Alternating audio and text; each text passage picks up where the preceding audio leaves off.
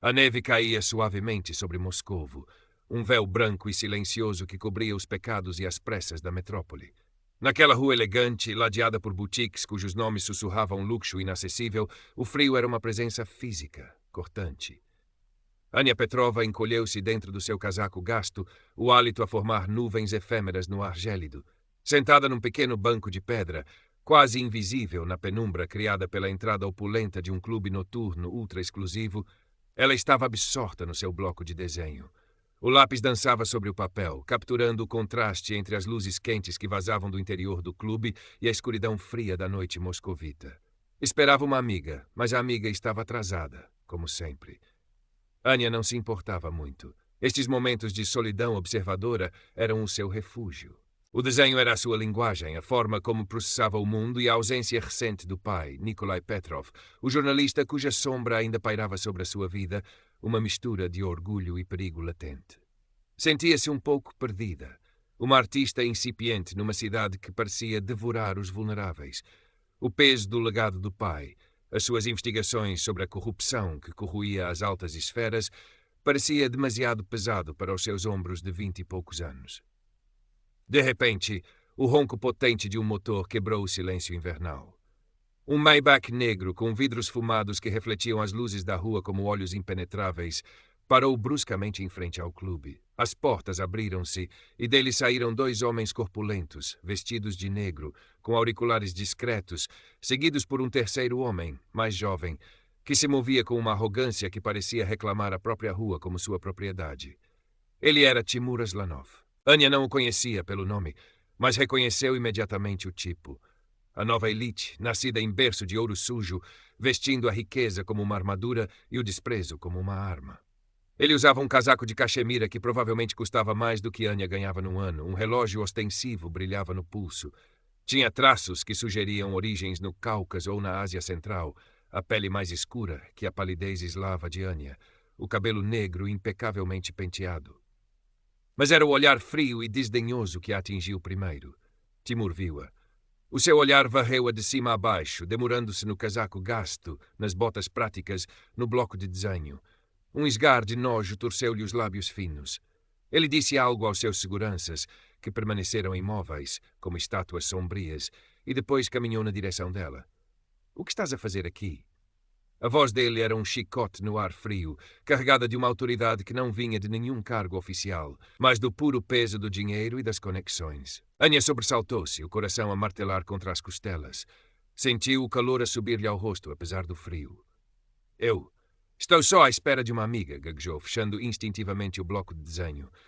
Timur riu-se, um som desprovido de humor. — À espera? Aqui? Vestida assim? Ele gesticulou para as roupas dela com um desprezo evidente. — Este não é lugar para gente como tu. Estás a sujar a entrada. Desaparece. A injustiça da acusação picou Ania. Ela endireitou-se um pouco no banco, a timidez a dar lugar a uma faísca de desafio. Não estou a fazer mal nenhum. É uma rua pública. Pública. Timur aproximou-se, o seu cheiro caro e a sua presença física a invadirem o espaço dela. Nothing is truly public when I'm here. Do you think I don't know what girls like you do? Loitering, waiting to catch some rich idiot. Or maybe something worse, planning something.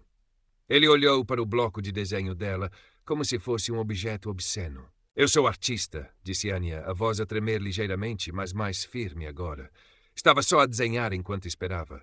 — Artista? Timur bufou. — Uma pedinte com um lápis, que patético, não me interessa. Quero-te fora daqui, agora. A humilhação queimava. O tom dele, a forma como a olhava, como se ela fosse lixo sob os seus sapatos caros. Lembrou-se do pai, da forma como ele enfrentava homens como Timur com palavras afiadas e factos irrefutáveis.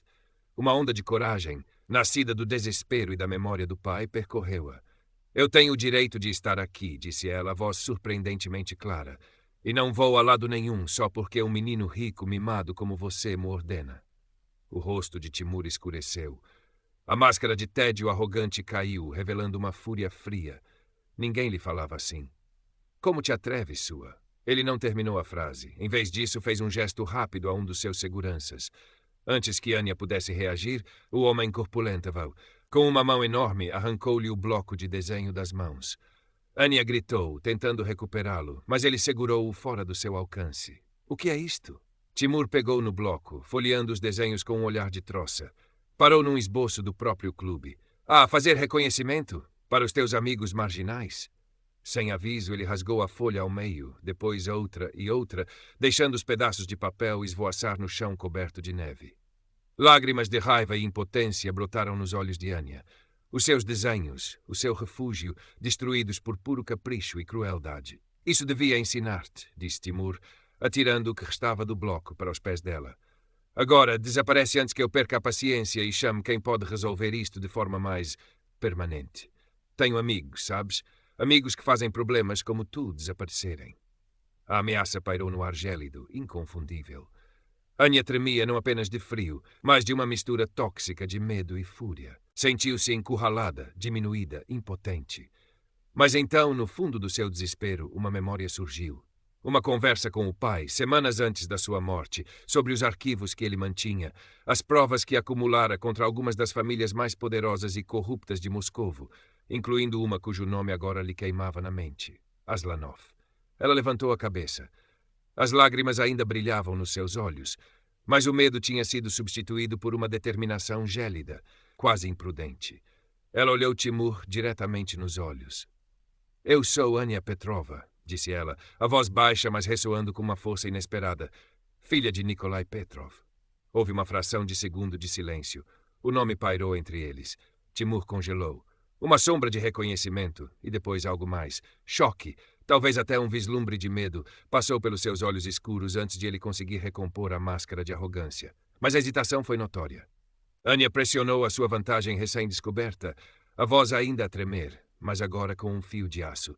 E eu sei o que o meu pai descobriu sobre a sua família. Tenho os arquivos dele.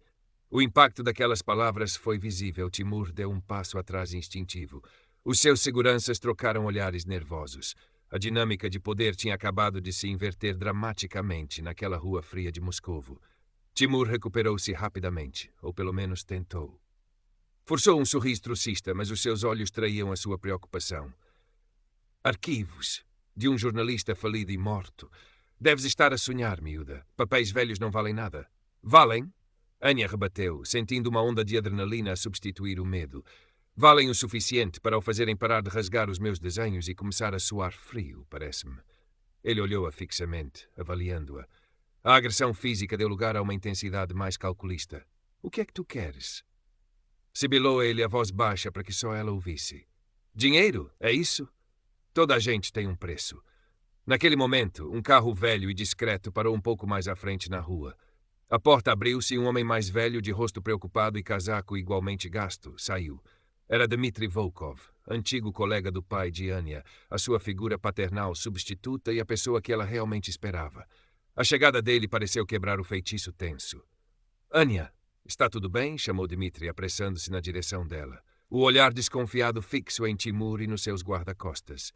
Anya aproveitou a oportunidade. Levantou-se rapidamente, pegando nos restos esfarrapados do seu bloco de desenho. Estou bem agora, Dmitry. Já estava de saída. Lançou um último olhar a Timur, um olhar que prometia que aquilo não tinha acabado. Vamos embora. Ela virou-lhe as costas e caminhou rapidamente para o carro de Dmitry, sentindo os olhos de Timur a queimarem-lhe nas costas. Enquanto entrava no lado antigo, conseguiu ver pelo canto do olho Timur a pegar no telemóvel, o rosto uma máscara de fúria contida. Antes de arrancar, Anya teve a presença de espírito de memorizar a matrícula do Maybach. Dentro do carro, o silêncio era pesado. Dmitry olhava para ela, o rosto vincado pela preocupação. O que foi aquilo, Anya? Quem era aquele homem? Anya respirou fundo, o corpo ainda a tremer. Era Timur Aslanov, disse ela, a voz embargada. E acho que acabei de começar algo muito, muito perigoso. Contou Dmitry o que acontecera, a humilhação, a destruição dos desenhos, a ameaça e, finalmente, a sua própria revelação imprudente sobre os arquivos do pai. Dmitry ouviu em silêncio, o rosto a ficar cada vez mais pálido. Quando ela terminou, ele passou a mão pelo cabelo ralo. Anya, sabes o que fizeste? Provocar os Aslanov? Eles são veneno. O teu pai sabia disso melhor que ninguém. Eu sei, Dmitry, mas ele humilhou-me, ele ameaçou-me. Ele rasgou os meus desenhos como se não fossem nada. A raiva voltou a subir-lhe à garganta. Eu não podia deixar ficar assim, pelo pai. Eu compreendo a tua raiva, querida, mas a vingança contra gente como esta tem um preço muito alto. Dmitri suspirou. E esses arquivos, tens mesmo acesso a eles? Anya assentiu. O pai deixou-me um disco rígido antigo, encriptado. Ele disse que era o seu seguro de vida. Nunca tive coragem de tentar abri-lo antes. Mas agora... Agora pode ser a tua única defesa ou a tua destruição, murmurou Dmitri, os olhos fixos na estrada coberta de neve. Temos de ter muito cuidado, Anya. Muito cuidado mesmo. Nos dias seguintes, a vida de Anya transformou-se numa névoa de ansiedade e determinação. A ameaça velada de Timur pairava sobre ela como uma nuvem negra. Sentia-se observada na rua, no metro. Um carro idêntico ao Maybach pareceu segui-la uma noite, desaparecendo quando ela correu para o portal do seu prédio. O senhorio do seu pequeno apartamento tornou-se subitamente hostil, mencionando queixas de barulho inexistentes. Eram pequenas picadas, destinadas a intimidá-la, a lembrá-la do alcance do poder dos Aslanov. Ela e Dmitri encontraram-se várias vezes, sempre em cafés discretos e anônimos, falando em voz baixa. Dmitri, com a sua experiência de anos a navegar nas águas perigosas do jornalismo de investigação russo, ajudou Anya a aceder ao disco rígido encriptado do pai. O que encontraram foi um tesouro tóxico. Documentos financeiros, e-mails comprometedores, fotografias, gravações, provas detalhadas de esquemas de corrupção, lavagem de dinheiro, ligações ao crime organizado, tudo envolvendo o Império Aslanov e outras figuras proeminentes. Era dinamite pura. Isto é mais do que eu imaginava, sussurrou Anya, os olhos arregalados enquanto corria os ficheiros no ecrã do portátil velho de Dmitri. O pai era incrível. Ele era corajoso e meticuloso, disse Dmitri, o respeito na voz. Mas também sabia que publicar isto tudo de uma vez seria suicídio. Ele estava a construir um caso, peça por peça, e agora esta informação está nas tuas mãos. A questão era, o que fazer com ela? Entregar tudo às autoridades era impensável. A corrupção estava demasiado entranhada. Publicar anonimamente? Arriscado, poderiam ser rastreados. A melhor opção parecia ser uma fuga controlada e estratégica de informação, algo que atingisse Timur diretamente e expusesse a arrogância e a podridão da sua família, sem revelar toda a extensão do que sabiam. Temos de nos focar em algo que o ligue pessoalmente, sugeriu Dmitri. Algo que mostre o tipo de pessoa que ele é. Talvez ligado àquele incidente contigo. Anya pensou. Lembrou-se de ter visto um flash discreto enquanto era humilhada na rua. Alguém poderia ter filmado? Era uma hipótese remota. Mas talvez houvesse algo nos arquivos que corroborasse a natureza abusiva de Timur. Enquanto isso, a pressão aumentava. Dmitri recebeu um telefonema anônimo no trabalho, sugerindo que seria prudente afastar-se de certas companhias. Anya encontrou um perfil falso online, espalhando rumores maliciosos sobre ela. Estavam a tentar isolá-la, desacreditá-la. Não podemos esperar mais, Dmitri, disse Anya, a voz firme. Temos de agir, antes que eles nos silenciem de vez. Decidiram focar-se num esquema específico detalhado nos arquivos. A forma como a empresa da família Aslanov tinha obtido licenças de construção fraudulentas para um complexo de luxo, talvez o mesmo onde ficava o clube noturno, subornando funcionários e desalojando moradores de forma ilegal. Era um esquema que envolvia diretamente o pai de Timur, e, segundo alguns e-mails, o próprio Timur estava ciente e até participara em algumas das negociações mais sujas. Isto mostra a corrupção deles, a forma como atropelam pessoas comuns, disse Anya, e podemos usar a minha história como introdução. A forma como Timur me tratou é um microcosmo de como a família dele trata toda a gente que considera inferior. Dmitri concordou, embora com relutância visível. O risco era enorme. Usando os seus antigos contactos no mundo dos média independentes, aqueles poucos jornalistas e bloggers corajosos que ainda ousavam desafiar o poder, prepararam um dossiê conciso, mas explosivo. Incluíram cópias de documentos-chave, excertos de e-mails e uma descrição anônima, mas detalhada, do incidente de Anya com Timur, apresentando-o como um exemplo da impunidade daquela elite. A noite em que decidiram enviar o dossiê foi carregada de tensão. Reuniram-se no apartamento minúsculo de Anya, as luzes baixas, as cortinas corridas. O som do clique do rato ao enviar o e-mail encriptado para um contacto de confiança pareceu ecoar no silêncio. Está feito, sussurrou Dmitri, passando a mão pelo rosto cansado. Anya sentiu um nó no estômago, uma mistura de medo e exaltação. Não havia voltar atrás. Agora era esperar. A espera foi angustiante. Cada sirene na rua, cada toque de telefone fazia-o sobressaltar. Mas, 2 dias depois, a história rebentou. Um conhecido blog de investigação publicou o artigo, cuidadosamente redigido para proteger as fontes, mas devastador nos seus detalhes. O título era provocador: A arrogância dos Aslanov, corrupção imobiliária e o desprezo pela gente comum. A história do incidente de Anya, embora anônima, era o gancho perfeito, ilustrando a mentalidade por detrás dos crimes financeiros. A reação foi imediata. A história espalhou-se como fogo pelas redes sociais russas. Outros meios de comunicação, inicialmente hesitantes, começaram a pegar no assunto, pressionados pela atenção pública. O nome Aslanov estava na boca de todos, associado à corrupção, abuso de poder e uma arrogância chocante. Anya e Dmitry observavam tudo à distância, escondidos, comunicando apenas por canais seguros. Viram notícias sobre investigações internas a serem lançadas, provavelmente apenas para acalmar a opinião pública, sobre parceiros de negócios a distanciarem-se discretamente dos Aslanov. E então a notícia que confirmou o impacto do seu ato. Timur Aslanov tinha sido enviado para o estrangeiro pela família, oficialmente para continuar os seus estudos ou gerir negócios internacionais. Era a forma clássica da elite russa de fazer desaparecer um problema embaraçoso. Ele não enfrentaria a justiça formal, não seria preso. A vasta riqueza e influência da família garantiam isso. Mas a sua reputação em Moscou estava destruída. A sua impunidade tinha sido publicamente abalada. No seu pequeno apartamento, Anya sentou-se à janela, observando a neve que continuava a cair sobre a cidade. Sentia uma mistura complexa de emoções. Havia alívio, sim.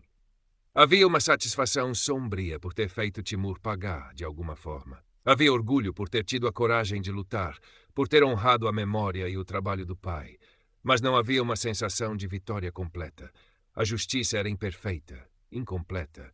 O sistema que permitia a existência de homens como Timur continuava intacto. A corrupção que o pai combatia ainda estava lá, profundamente enraizada. A luta era muito maior do que um jovem arrogante e os seus crimes. Dmitry veio visitá-la alguns dias depois. Trouxe chá e pão de gengibre. Sentaram-se em silêncio por um tempo, olhando para os recortes de notícias que ele tinha trazido. Conseguiste, Anya, disse ele finalmente, a voz suave. Fizeste o que o teu pai teria querido. Expuseste a verdade. Uma pequena parte dela, corrigiu Anya. Ele não foi preso. A família dele continua poderosa. Mas ele caiu. E a reputação deles foi manchada. Isso importa nestes círculos. E mais importante, tu encontraste a tua voz. Mostraste que não tens medo. Dmitry sorriu-lhe. Um sorriso cansado, mas genuíno. O teu pai ficaria muito orgulhoso. Anya sentiu as lágrimas a picarem-lhe os olhos novamente. Mas desta vez não eram de humilhação ou raiva. Eram de uma tristeza profunda pela ausência do pai, mas também de uma força recém-descoberta. O incidente naquela rua fria tinha mudado